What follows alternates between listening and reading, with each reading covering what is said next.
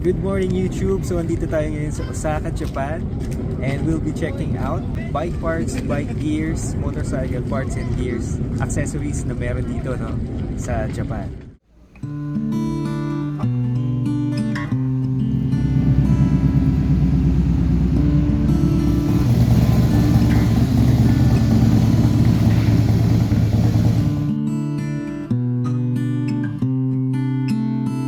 So nandito tayo ngayon guys sa Osaka.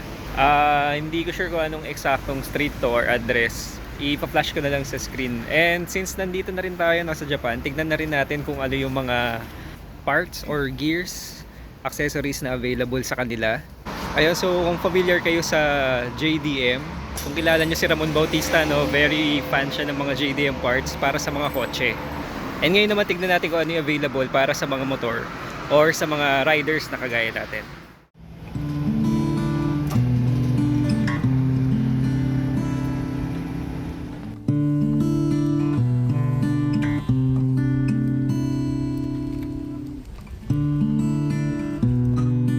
Ayan, so dito tayo ngayon sa Upriders Garage.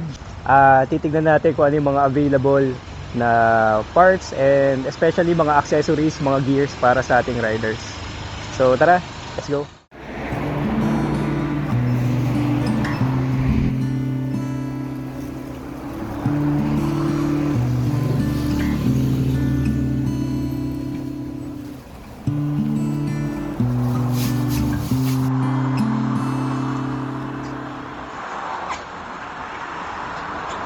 So makikita nyo guys, marami silang iba't ibang parts and accessories and combination ito ng mga brand new parts and second hand.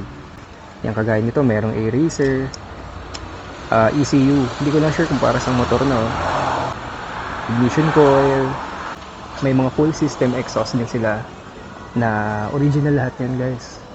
Yoshimura, ito pang PCX 160, Yoshimura, full system. Tapos may mga top box din sila guys. Ayan, iba-ibang brand. Ito GV. Yeah, ito guys, may mga handlebars din sila.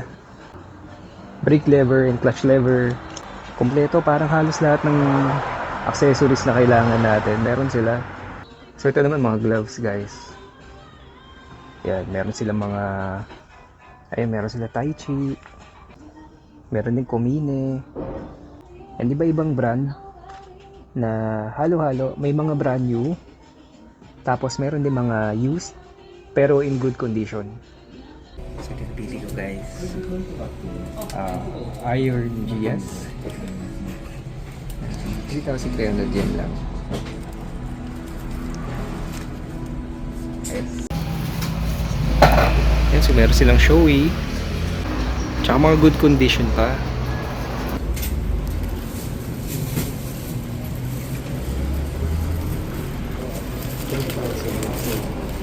Kano ito sa atin? Yung mga 6 6,000 pesos na. 6, 7.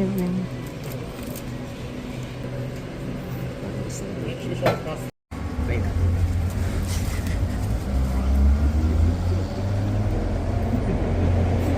Bibilin mo talaga?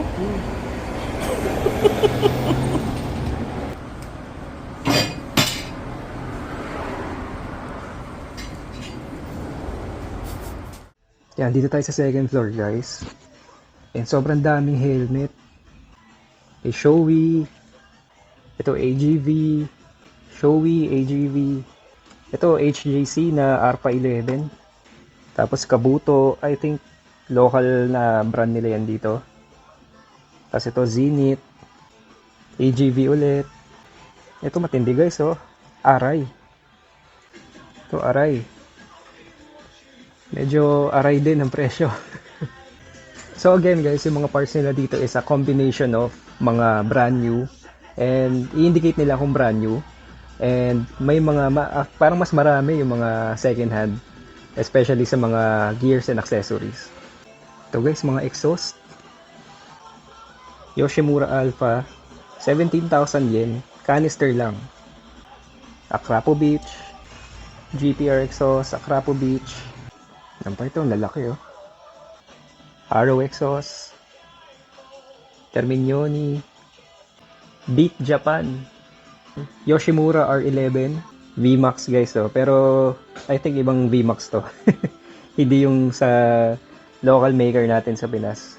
Actually guys, alam ko kung halimbawa itong Yoshimura Alpha, kung 51mm tong inlet niya, pwede eh. Magpagawa ka na lang ng elbow na 51mm din. Eh, pasok na sa'yo yan.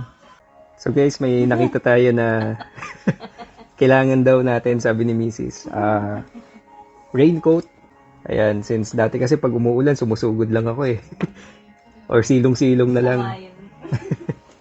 Ngayon, ayan. Dito na tayo bumili ng raincoat natin. So in this section naman guys, mga riding jacket. So ito, kumine, ganda oh.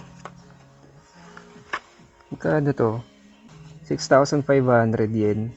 Yun, so guys, ang yen pala, normally i-divide nyo lang siya by 2 para makuha nyo yung peso equivalent niya. Pero check din natin sa yung pinaka-current na palitan para malaman natin kung magkano. And may mga full race suit din pala sila guys. Ito may Dainese. 79,000 yen. 87,000 yen. Plus 10% tax pa kasi guys. So yan siya yung mga full race suit nila. Ayan, so guys, may sinukat ako na jacket. Kumine. Na padded siya. Sa chest, sa elbow, shoulder, tsaka sa likod. Sakto sa akin, tsaka parang nagugustuhan ko. Ang price niya ay 6,589. So kung sa peso, nasa around mga 2,500 o kulang-kulang 3,000 lang siya. So pwede na, di ba? Ayan, so may mga pants din pala sila guys. Riding pants. Yan, iba't iba ng size, iba't iba ng design. Maganda rin. And then may mga boots din sila. Pang racing or for track. Tapos meron din mga casual. Yan, mga pang rides. Ayan, mga sprocket din. Meron sila. May pang front. Ayan, mga rear sprocket. So yan, Sunstar na brand. Magandang quality yan na sprocket guys. And ito yung stock ng GSX 150 natin. Ganyan yung brand niya sa rear sprocket. So made in Japan yan. And matibay. Comparable siya sa mga RK sprocket, if not better. So far, satisfied ako sa quality ng stock sprocket natin ng Sunstar. So ito, Sunstar na pang GSX R250. So talagang parts and gears and accessories heaven dito kung mahilig ka sa motor. Ayan, so madami pa silang mga ibang parts dito na I think wala naman sa atin. Or, ayan, mga full exhaust ng, I think pang Harley yata to. Ito pang Triumph na tank. Pero overall talaga mag-enjoy kayo dito kapag nag-shopping kayo, especially for gears, mga jacket, gloves, or helmet. Ayun, so okay na ako guys. Tara, i-check out na natin. Hi. Thank you so much. Thank you. So yun, okay na tayo guys. Pag uwi, pakita ko sa inyo yung mga nabili natin dito sa Upriders Garage. Ayan, so katabi ng Up Garage, merong dealer ng mga motor. I think mga second hand itong mga to. Ayan, may Honda Jag, Honda Dio, Tri-City. Ayan, may PCX. NMAX guys na 125. Suzuki Address. And ito yung mga chopper style nila. Gaganda. Ayun, so we're back in Manila guys. Nasa Pilipinas na ulit tayo. Pakita ko na sa inyo itong mga nabili natin doon sa Up Garage. Ayan, so nakakuha tayo ng padded jacket. Kumine yung brand. Kompleto padding siya. Meron sa dibdib, sa shoulder, sa elbow, and especially sa likod. So ang ganda pa niya. Good condition pa. Second hand to. Pero sobrang ganda pa pag tinignan mo. Parang halos hindi nagamit. And ang bili natin dito ay 6,589 yen. So i-flash ko na lang sa screen kung magkano yung katumbas niya no, sa pesos. Ayan, ayan siya. Maganda pa, tsaka original na kumine sa murang presyo, di ba? Tapos ito naman yung gloves na binili ko. Hindi ko sure kung anong brand to eh. Iron Gias. So baka local brand to, hindi ko alam. Pero ito naman brand new. So, ang bili ko naman dito sa gloves ay 3,300 yen. Brand new. So, ayan siya. Meron ding protector dito, knuckle protector. Sa fingers, may mga rubber. And then, meron din siyang parang pan-touch ng cellphone. Kunyari, nagmamaps kayo sa phone holder para magalaw niyo yung screen. And then, ito of course, yung showy na helmet. So, hinand carry ko na lang siya sa aeroplano. Since nag-alangan din ako i-check-in, baka mamaya mabalibag siya sa baggage. Mahirap na. So, this is a Showy Q West. Q West Gilded. So, yun yung model nitong helmet na to. And I got this for 14,190 yen.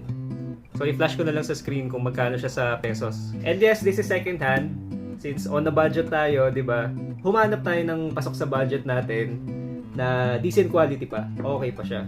So, ang nagustuhan ko rito is yung loob niya, sariwa pa. Hindi siya faded. Intact pa yung mga foam niya sa loob. Yung strap niya. Pati itong wind protector, okay na okay pa. Ayun, of course, pero may mga slight scratches din siya since gamit na rin siya. Pero overall, very decent pa. Ayan, tapos since nandun na rin tayo, bumili na rin ako ng sticker nila ng Up Garage. 500 yen. So, flash ko na lang din pala dito yung total nung lahat na nagastos ko sa pagbili ko ng jacket, ng helmet, tsaka ng gloves. So, ayun, sana nakatulong, no? And kung kagaya ninyo ako na budget meal lang, pero nangangarap na makabili ng mga branded or yung magagandang brand na gears, definitely recommend ko sa inyo kung may opportunity kayo makapunta ng Japan, silipin nyo yung Up Garage. Or kung may kamag-anak or kakilala kayo, try nyo rin i-ask, no, na baka sakaling pwede nilang daanan yung shop para sa inyo. So yun lang, thank you guys for watching. And I hope you like and subscribe. Maraming salamat din sa pagsuporta sa akin channel. God bless everyone. Bye bye.